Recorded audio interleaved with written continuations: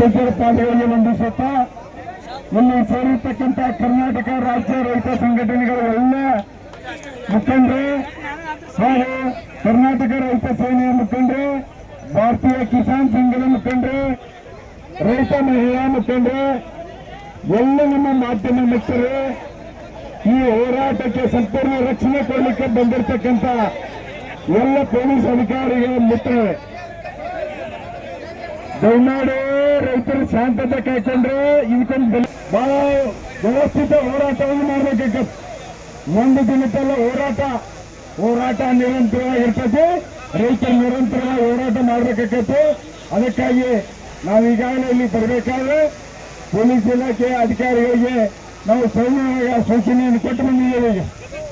ಯಾವ ಉದ್ದೇಶಕ್ಕೆ ಇವತ್ತು ಹೋರಾಟ ಗದಗ ಜಿಲ್ಲೆಯಲ್ಲಿ ಬಹಳ ಪ್ರಬಲವಾಗಿ ರೈತರು ಆಕ್ರೋಶವನ್ನು ಕಂಡಿದೆ ಅನ್ನೋದನ್ನು ಎಲ್ಲ ತಿಳ್ಕೋಬೇಕಾಗಿದೆ.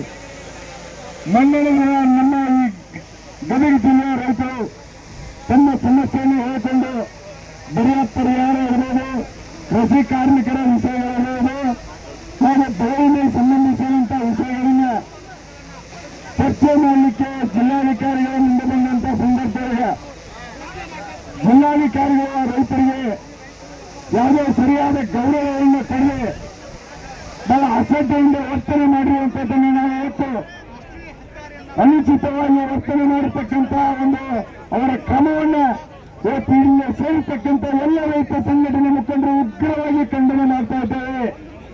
ಇದಕ್ಕೆ ಸಂಪೂರ್ಣವಾಗಿ ಏನಾದರೂ ಇವತ್ತು ಜಿಲ್ಲೆಯೊಳಗ ಈ ರೈತರಿಗೆ ಸಂಬಂಧಪಟ್ಟಿರುವಂತ ಯಾವುದೇ ಅಹಿತಕರ ಘಟನೆಗಳು ಏನಾದರೂ ಕಾರಣ ಅದಕ್ಕೆ ಜಿಲ್ಲಾ ಆಡಳಿತ ಸಂಪೂರ್ಣವಾಗಿ ಜವಾಬ್ದಾರಿ ಆಗ್ತದೆ.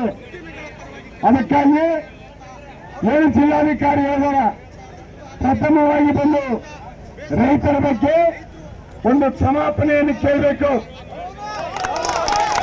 ಬಂದು ರೈತರಿಗೆ ಕ್ಷಮಾಪಣೆ ಕೇಳಿ ಮುಂದೆ ಬರ್ತಕ್ಕಂಥ ರೈತರ ಬೇಡಿಕೆಗಳು ಏನಿದಾವೆ 2025-26ನೇ ಇಸ್ವಿಯ ಬೆಳೆ ವಿಮೆಗೆ ಸಂಬಂಧಪಟ್ಟಿರ್ತಕ್ಕಂಥ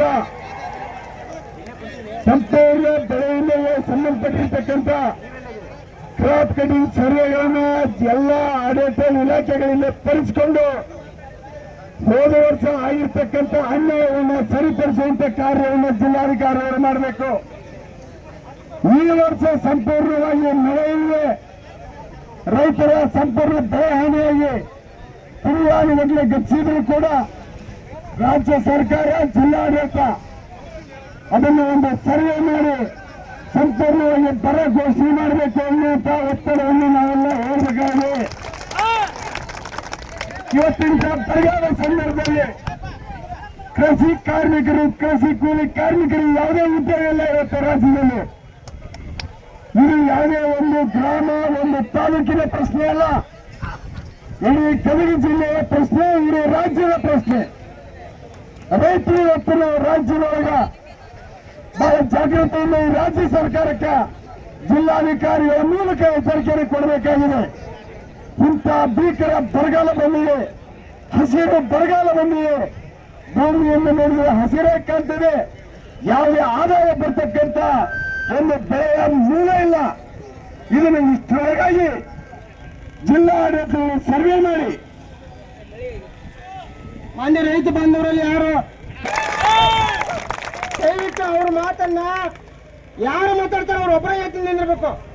ಎಲ್ಲಾ ರೈತ ಮುಖಂಡರು ನಾವು ತಳ್ಕೊಂಡ್ರು. ನಮ್ಮ ಮ್ಯಾನೇಜ್ಮೆಂಟ್ನವರು ಜಗದೀಶ್ ಮಲ್ಲಣ್ಣ ದಯವಿಟ್ಟು ರಾಜ್ಯ ಮಟ್ಟದ ಕೇಂದ್ರ ಸರ್ಕಾರಕ್ಕೆ ಮಟ್ಟ ಬಿಸಿ ಮುಟ್ಟದಂತ ಹೋರಾಟಗಾರರು ಬಂದಾರ. ಅವರಲ್ಲಿ ಡಿಸಿ ಅವರವರು ಪ್ರಶ್ನೆ ಕೇಳ್ತಾರ. ನಮ್ಮ ಪರವಾಗಿ ಮಾನ್ಯ ಜಿಲ್ಲಾಧಿಕಾರಿಗಳಿಗೆ ನಮ್ಮ ಮಹದಾಯ ಹೋರಾಟಗಾರರಿರ್ಬೋದು, ಜಿಲ್ಲಾಧಿಕಾರಿಗೆ ಪ್ರಶ್ನೆ ಮಾಡೋರಿದ್ದಾರ. ನಾವು ಶಿಸ್ತು ಕಾಪಾಡಲಿಲ್ಲ ಅಂದ್ರೆ ಹೋರಾಟ ವಿಫಲ ಆಗುತ್ತೆ. ದಯವಿಟ್ಟು ಯಾರು ಮಾತಾಡ್ತಾರೆ ಅವರೊಬ್ಬರೇ ಎತ್ತಿದ್ದು ಮಾತಾಡಲಿ, ನಮ್ಮ ಪಾಳೆ ಬಂದ ನಾವೇ ಎತ್ತಿದ್ದು ಮಾತಾಡೋಣಂತ ದಯಮಾಡಿ ತಮ್ಮಲ್ಲಿ ಕಳಕಳಿಯ ವಿನಂತಿ.